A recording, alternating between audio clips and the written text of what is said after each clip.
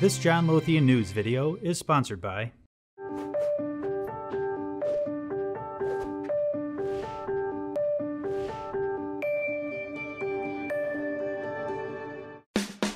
NASDAQ, the world's first electronic stock market, is almost synonymous with technology, from listings to licensing. John Lothian News spoke with Lars Ottersgaard, head of market technology at NASDAQ, at FIA Boca, about what they are providing to marketplaces, brokers, and corporates, and the areas of growth he sees in the tech sector. We actually sell what we use internally, so that's a very important piece in our philosophy, that we don't provide different technology to clients than we use ourselves. Then if I look to what type of technology that we're providing in the world, I would say I could divide it in three segments. One being the marketplaces where we provide technology for trading, clearing, settlement, and peripheral solutions around it like risk management and so on. The other segment we are working with is on the broker side, where we're providing technology for both pre-trade risk management as well as market compliance technology. And the third segment is actually that we are providing a software for enterprise governance, risk and compliance for corporates, which is a little bit off the marketplaces, but it's a very similar technology that we also provide through our corporate solutions divisions, which is not under my responsibility. There's several areas that we see growing.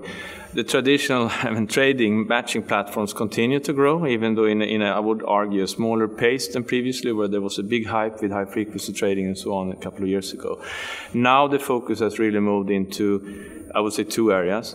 One being the post-trade, clearing and CSD, where we see a huge interest not only in globally, so it's not specific for any particular region.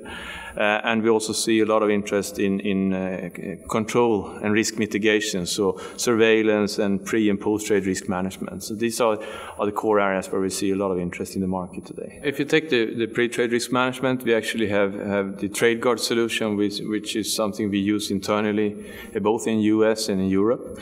This can be provided in two ways, either as part of the access service for the broker, so the broker have this technology surveilling the flow of trades that they are handling, or we put it in the exchange, and the exchange take a broader role in tracking the trades when they're coming into the exchange. So we have both those type of solutions based on a technology called TradeGuard. I think our technology is first of all, it is really about all asset classes and all areas. So and when it comes to the pre-trade risk management and that side, obviously it makes sure that you don't trade beyond limits of what you can based on your risk portfolio.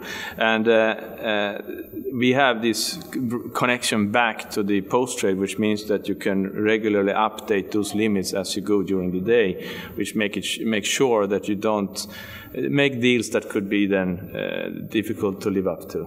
Clearly it's a growth area, a strong growth area. And I see a little bit different. In the Asian region, I see it more being handled by the exchanges themselves, so it's put in the exchange side, and while in Americas it's more on the broker side. I think you will see it being, the brokers will be given a bigger and bigger responsibility for this also in Europe and potentially in Asia. So I see strong growth opportunity for this risk management technology.